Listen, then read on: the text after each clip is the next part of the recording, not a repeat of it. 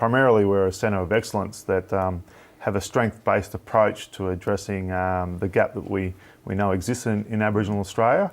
And we focus on cultural affirmation, leadership, and also health and well-being. So we do that all through the lens of sport and utilising the vehicle and power of sport to engage over 500 young people in programming throughout the year of the Institute itself. And we're based in the four walls of the Richmond Football Club, which makes it even better. How did it start up? Yeah, it was a partnership through the federal government. It was an initiative led from a number of individuals within the club, particularly a number of the Indigenous players at the time, Richard Tambling and others, and Phil Egan and the likes.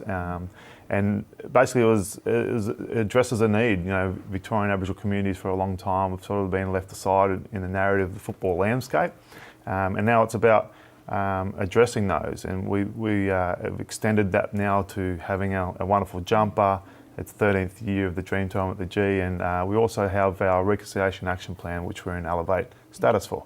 We're seeing some of the pictures from last year's Dreamtime at the G. It's become must-see viewing in the AFL calendar. It's an event now, isn't it? It's not just, I guess, something that's marked. It's actually an event for the AFL. This. Most certainly, you know, it creates a unique opportunity through the Sir Doug Nicholls round that puts shines a light on Aboriginal Australia and it celebrates culture. It talks about culture being something that can embrace all of us and unite all of us.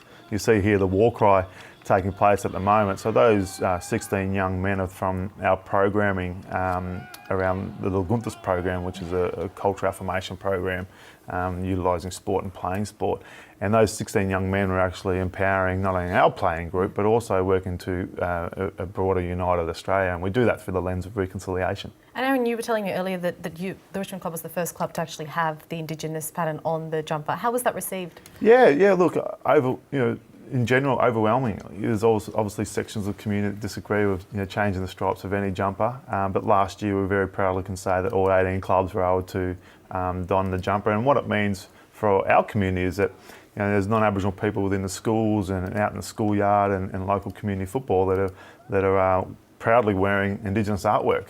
And that's I think something we can really celebrate and look to. Here's the problem: we're still seeing racial abuse, and within the AFL, some really awful cases in the last couple of years. What do you make of that when it does come up time and again?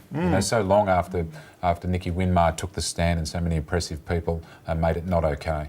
I think the AFL's taken a really strong stance on this. You see the racial vilification policy was implemented in the 90s, and since then we've seen a number of cohort of Aboriginal boys in the game, up around 11% now, and only growing. We've got one of the few Aboriginal coaches in Xavier Clark at our football club also.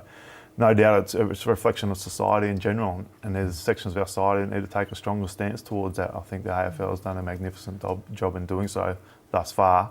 To say we have got a fair way to go is probably an understatement. We've still got a lot of work to do.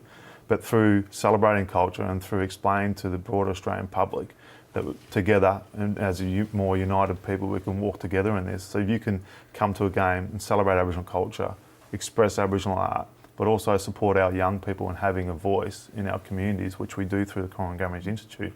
I think we're getting better off for it, and that's the sort of unique vehicle that AFL provides. Aaron, you've got the jumper in front of us. Give us a look. No, certainly. Love to see it. Yeah, we're really, really proud of this. Awesome. Josh Muir is a Yorta artist. He's done an outstanding job here representing Bunjil. The vibrant yellow on the Puma jumper, I think, looks magnificent. There's a lot of references to this jumper, and one of the significant moments we're celebrating this week is the 1967 referendum. And Shane Edwards, whose jumper I have right here, will wear the 67 in recognition of the referendum and the work that we've done thus then, and the discussion still happening. So we're really proud to be representing this on the ground. I think it looks absolutely amazing. Bunjil representing peace, love and unity as well, as a cultural icon of the Kulin Nations in Victoria.